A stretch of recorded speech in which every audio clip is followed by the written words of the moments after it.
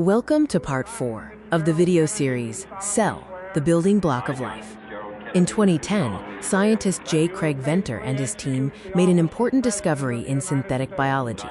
They synthesized DNA and inserted it into an existing bacterial cell with its DNA removed. The cell began to grow and divide, demonstrating that DNA controls cell structure and activities.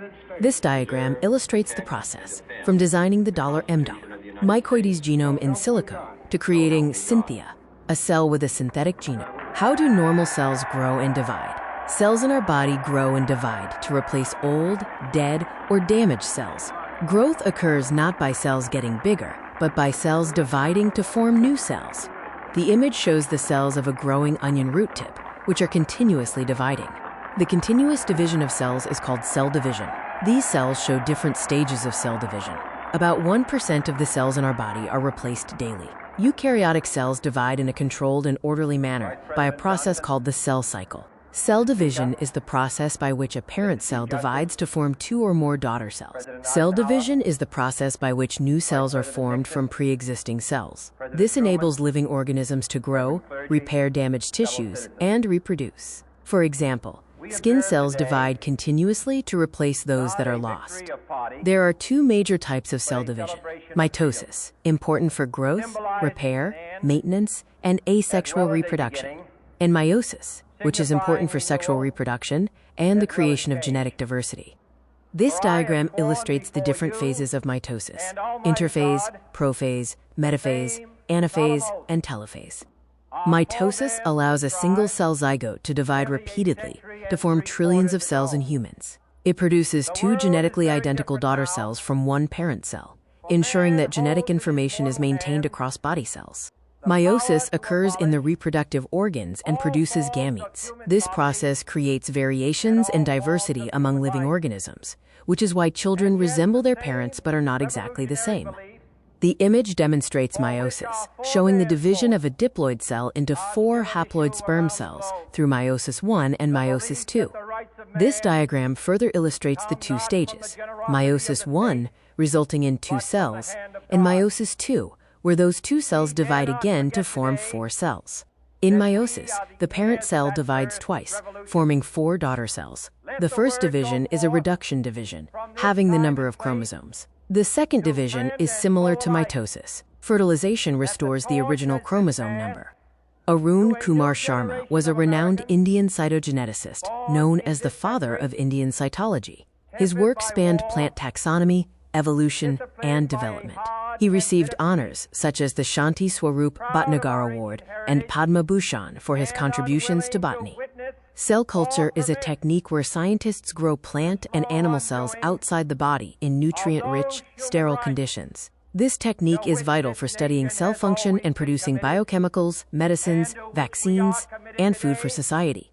Mitochondria are numerous and small to maximize the surface area of the inner membrane, crucial for efficient ATP production.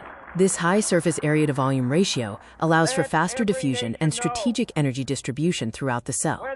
If skin cells divided by meiosis instead of mitosis, cuts would not heal properly. Meiosis produces defective haploid cells that cannot replace damaged tissue, leading to open, chronic wounds that destroy skin structure.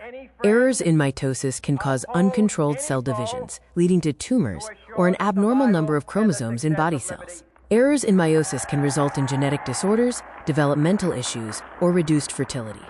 The cell theory, established by Schleiden, Schwann, and Virchow, states that all living organisms are made of cells, the cell is the basic unit of life, and all cells arise from pre-existing cells. This explains life's continuity through cell division.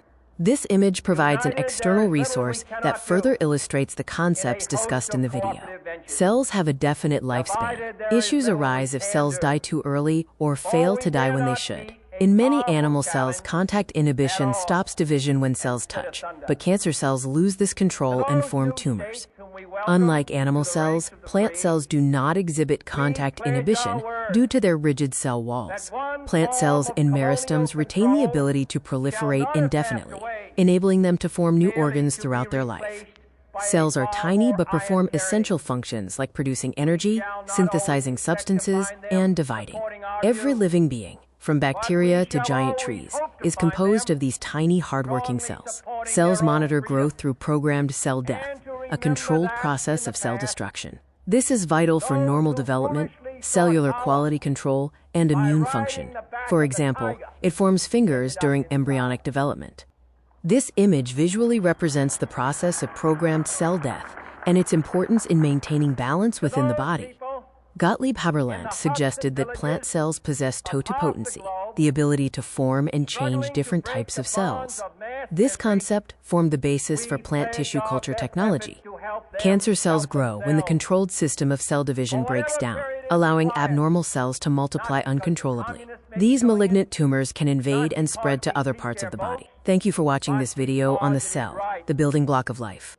This image confirms that the cell is the structural and functional unit of life, the fundamental component of all living organisms.